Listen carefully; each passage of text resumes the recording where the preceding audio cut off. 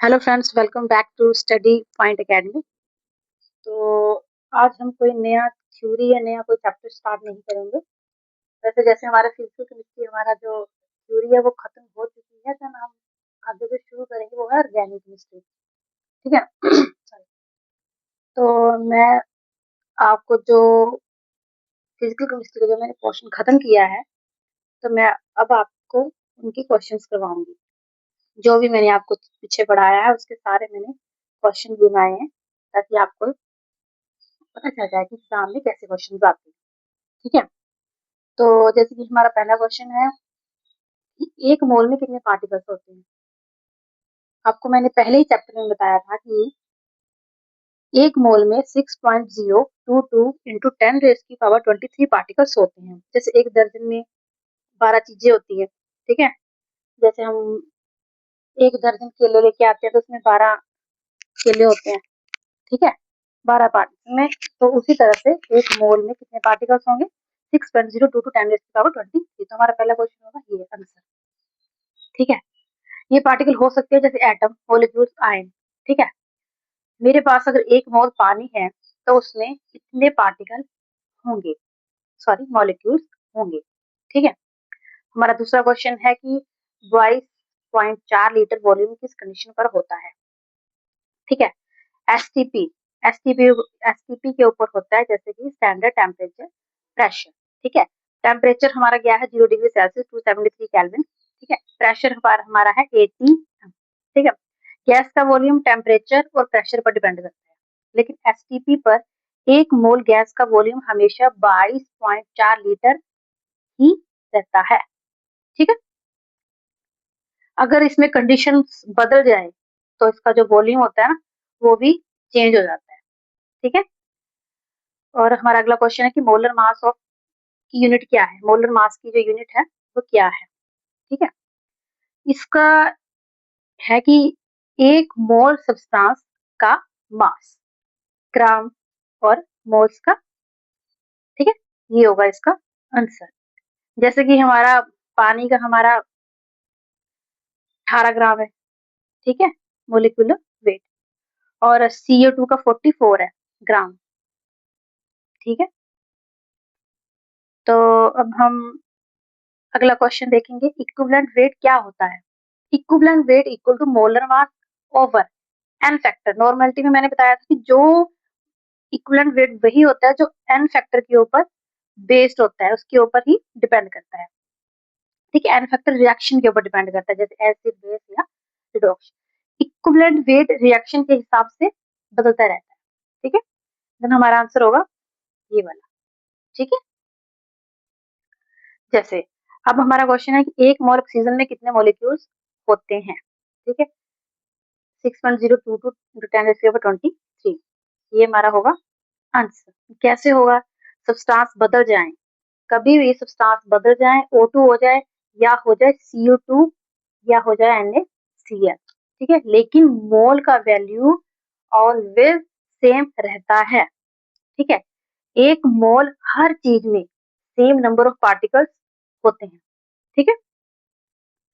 I hope आपको सब समझ आ रहा होगा। हमारा जो अगला क्वेश्चन है वो बॉयल्स लॉ। बॉयल्स लॉ का रिएक्शन मैंने आपको पीछे बहुत डीपली समझाया था कि क्या होता है। P proportional to 1/V। V जो है हमारा, ठीक है, वो है वॉल्यूम। ठीक है। इसमें जो T है वो हमेशा कांस्टेंट रहता है। देखो, अगर इसका प्रेशर बढ़ेगा तो टेम्परेचर इसका, सॉरी, इसका वॉल्यूम कम होगा। प्रेशर इसका कम होगा तो वॉल्यूम इसका ज्यादा होगा। ठीक है। ठीक है। जैसे कि जब हम सिरिंज दबाने पर जैसे उसका गैस कंप्रेस होता है, मतलब जितना दबाओगे उतना छोटा हो जाएगा हमारा वॉल्यूम। ठीक है। तब हमारा ये आंसर होगा ये वाला, 1/V वॉल्यूम। अगला हमारा क्वेश्चन है कि चार्ल्स लॉ क्या होता है। कि हमारा जो वॉल्यूम है प्रोपोर्शनल किसके ऊपर है, टी के ऊपर। ठीक है। जो टी की अगर इसकी प्रोपोर्शनल है तो इसमें जो प्रेशर हैगा वो कांस्टेंट रहेगा। ठीक है। प्रेशर हमारा इसमें कांस्टेंट रहेगा। जैसे टेम्परेचर अगर बढ़ेगा तो इसका वॉल्यूम भी बढ़ेगा। टेम्परेचर इसका बढ़ेगा तो इसका वॉल्यूम भी बढ़ेगा। जैसे देखो एग्जांपल, जैसे हम बैलून को हम गर्म हवा करके उसके ऊपर जब हम उसके ऊपर गर्म हवा डालते हैं बैलून में तो वह फूल जाता है, ठीक है, बड़ा हो जाता है। जैसे हीट देने से गैस फैलती है, ठीक है। तो हमारा आंसर होगा ये। हमारा जो 8वां क्वेश्चन है वो है आइडियल इक्वेशन। इसका जो फॉर्मूला है वो है PV equal to N I T, ठीक है। इसमें पी जो है वो हमारा प्रेशर है, वी हमारा है वो हमारा वॉल्यूम है, ठीक है। पी हमारा प्रेशर है, वी वॉल्यूम, और एन हमारा क्या है, मोल्स। आर हमारा क्या है, गैस कांस्टेंट, ठीक है। टी हमारा क्या है इसमें, टेम्परेचर, ठीक है। अब ये सारे गैस ला का कंबाइंड फॉर्म है, ठीक है। समझ आ रहा है आपको?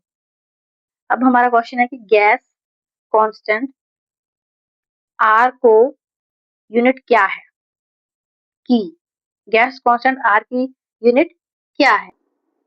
देखो हमने आइडियल इक्वेशन पढ़ा था, PV equal to N R T.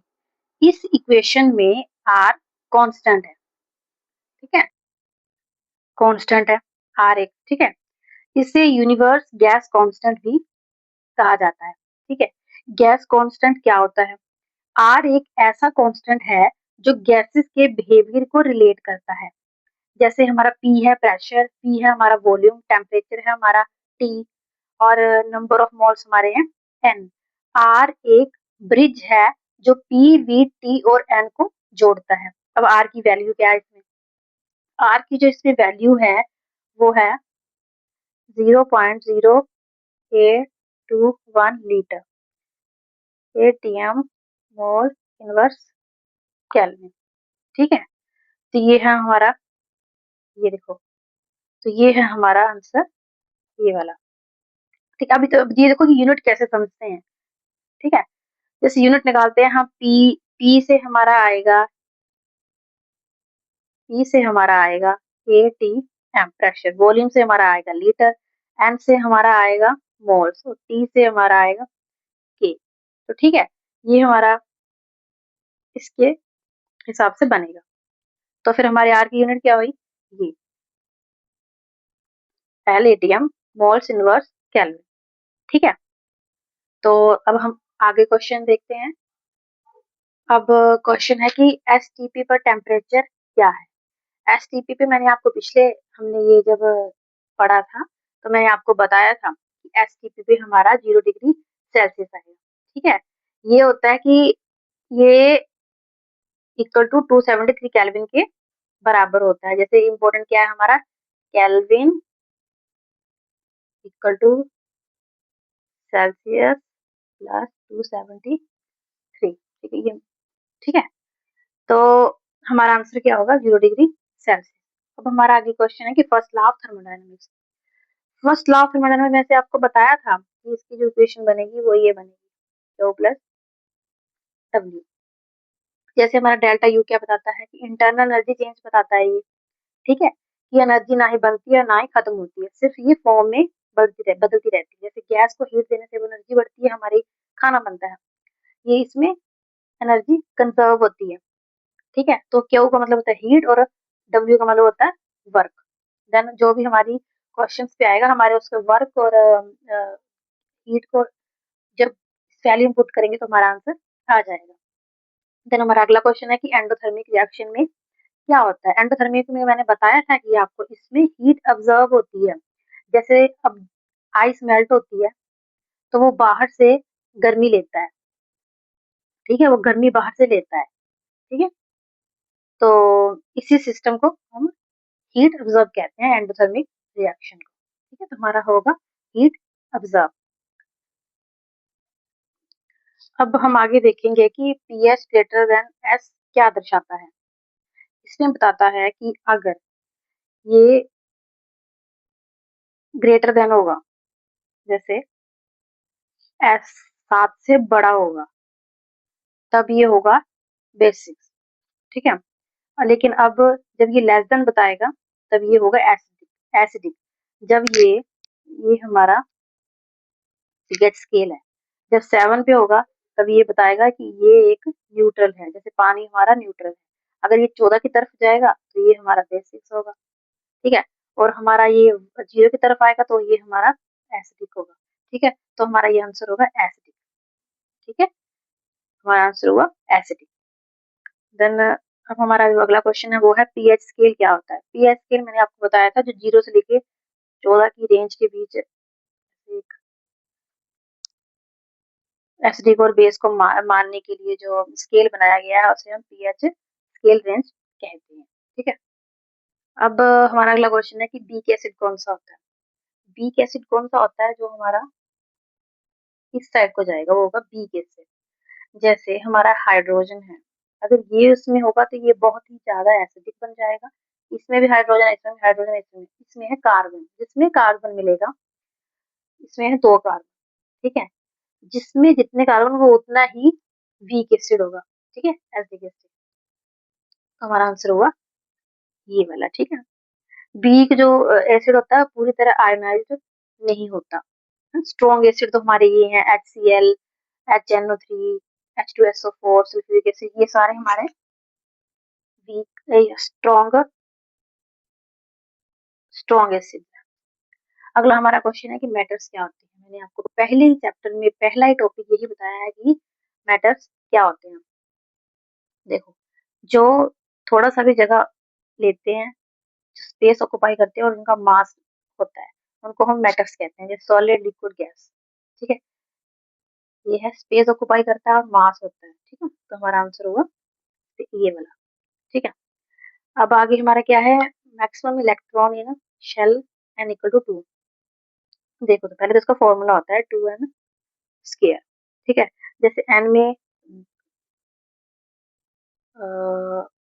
हमारा फॉर्मूला, जैसे हमारे 2 हम इसमें पुट करेंगे तो हमारा आ जाएगा 8 इलेक्ट्रॉन्स, ठीक है। हमारा हो जाएगा 8, ये हमेशा नेगेटिव कैरी करता है, ठीक है। तो ये हमारा फॉर्मूला, अगर फॉर्मूला आपको याद रखना है, जैसे हमारे अगर आपने उन्होंने पूछ लिया कि एन अगर इसमें एन शेल में अगर 3 हो गए तब भी हमारे बढ़ जाएंगे, ठीक है। तो ये इसके ऊपर डिपेंड करता है कि कितने पूछे हुए हैं। हमें 2 पूछे गए तो हमारे यहाँ पे 8 इलेक्ट्रॉन कैरी करेगा ये, ठीक है। अगला हमारा क्वेश्चन है कि पॉली एक्सर्शन प्रिंसिपल क्या है, ठीक है। पॉली हमें क्या बताता है कि एक ऑर्बिटल में मैक्सिमम 2 इलेक्ट्रॉन ही जाएंगे, ठीक है। और वो भी ऑपोजिट जाएंगे, सेम डायरेक्शन में इलेक्ट्रॉन्स कभी नहीं बैठते, ठीक है। ये ऐसे कभी नहीं बैठेंगे, ये बैठेंगे तो स्टाइल में बैठेंगे, ठीक है। तो हमारा आंसर होगा ये वाला, 2 इलेक्ट्रॉन्स ऑपोजिट स्पिन। अगला हमारा क्वेश्चन है कि हंस रूल क्या कहता है। हंस रूल बताएगा कि पहले सिंगल फीलिंग भरी जाएगी, फिर पेयरिंग किया जाएगा। जैसे बस में पहले अलग अलग सीट पे बैठना है, तब उसके बाद अपने पेयर बनाना है, ठीक है। पहले हम सब, जैसे हमारे पास ये है हमारे पास एक शेल, तो उसमें हमने इलेक्ट्रॉन्स भरने हैं, तो हमने पहले 1 1 भरा, देन उसके बाद हमने डाउन डायरेक्शन में भरा, ठीक है। देन हमारा आंसर होगा सिंगल फिलिंग पहले करेंगे, देन उसके बाद हम पेयरिंग्स बनाएंगे। अगला हमारा क्वेश्चन है कि आर्गन 40 है, पोटाशियम 40 है, कैल्शियम भी 40 है। 40 क्या है, इसका जो मास है, ठीक है।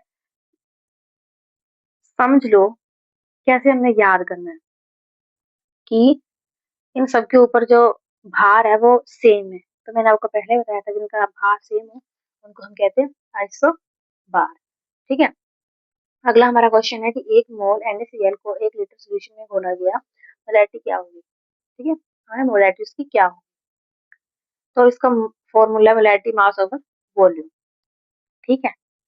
तो हम क्या करेंगे इसका, हमें मोलैरिटी दी हुई है मोल ये वाली, सॉरी मोलैरिटी तो निकालनी है ना, मोल्स दिया उसमें 1 ओवर लीटर बताया वो 1, तो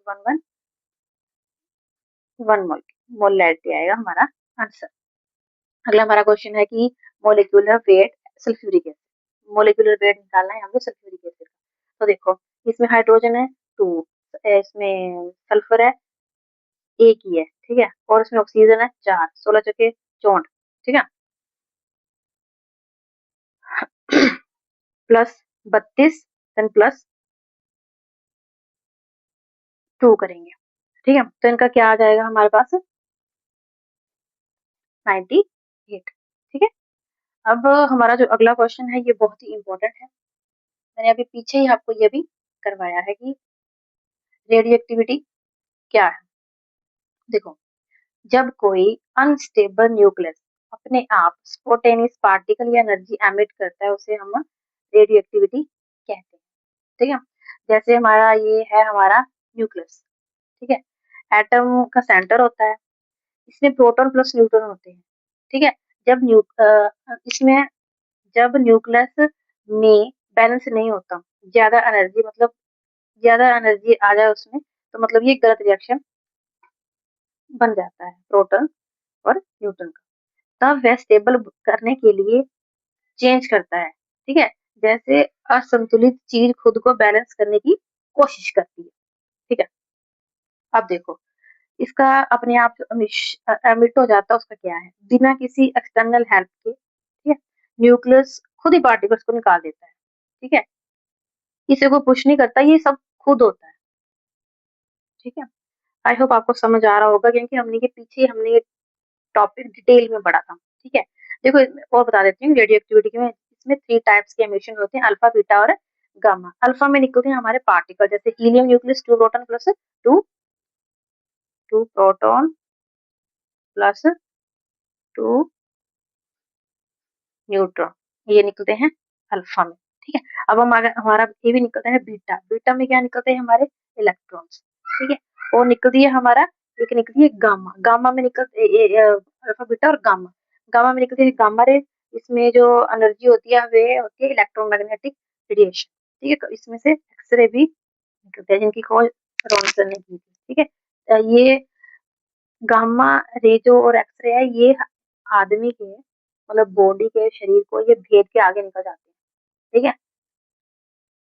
तो इसका जो ठीक है यही है इसमें रेडियो एक्टिविटी क्या होता है। देन इसका पूरा डेफिनेशन ही बनता है radioactivity is the sport and emission of particles of radiation from an unstable nucleus to attain stability, ठीक है?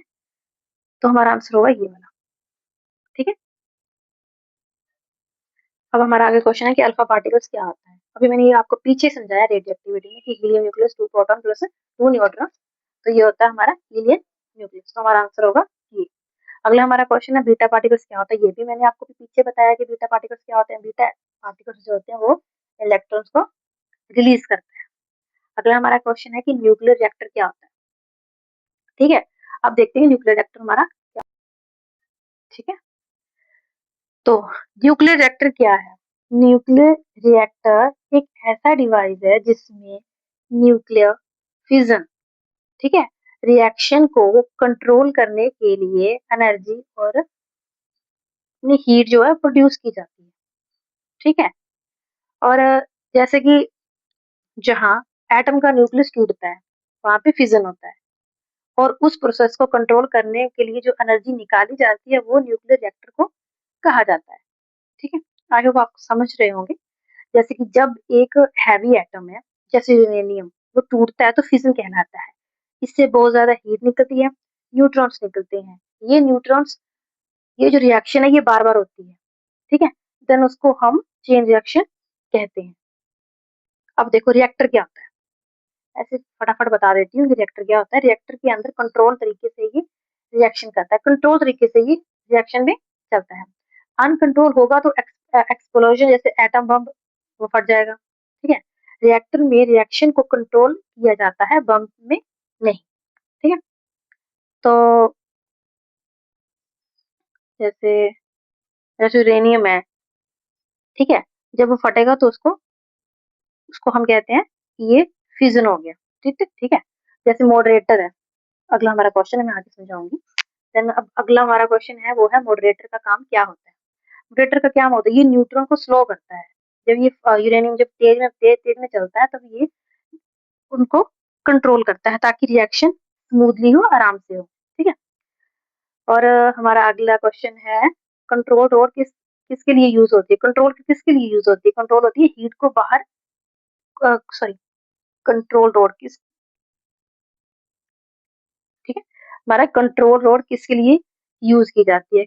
न्यूट्रॉन को ऑब्जर्व करने के लिए, रिएक्शन को कंट्रोल करने के लिए, ठीक है, न्यूट्रॉन्स को ऑब्जर्व करने के लिए। देन हमारा आंसर हुआ ये वाला, ठीक है।